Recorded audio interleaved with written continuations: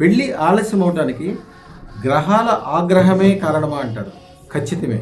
కుజదోషం, కాలసర్ప దోషం, దారాదోషం, మీకు తెలవని పెద్దవాళ్ళు చేసిన పితృదోషాల్లో కొన్ని వందల రకాల వలన ఆలస్యం అవటమే కాకుండా పెళ్ళైన తర్వాత విచ్ఛిన్నం అవటము, పిల్లల విషయంలో ప్రాబ్లము, ఇవన్నీ కూడా కొన్ని వందల వేల రకాలు ఉన్నాయి.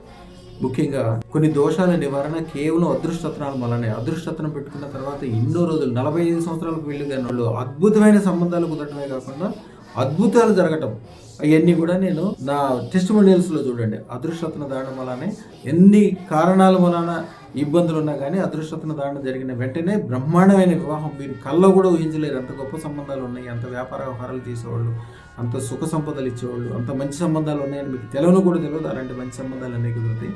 అదృష్టతను ధారణ చేయండి, అద్భుతమైన సంబంధాలు పొంది చక్కగా వివాహం చేసుకోండి. శుభం భూయాత్, శుభం భూయాత్, శుభం భూయాత్. వీరు ముచ్చెర్ల చంద్రశేఖర్ గారు, వీరి తండ్రి గారి పేరు రామస్వామి గారు, కడప జిల్లా బద్వేల్.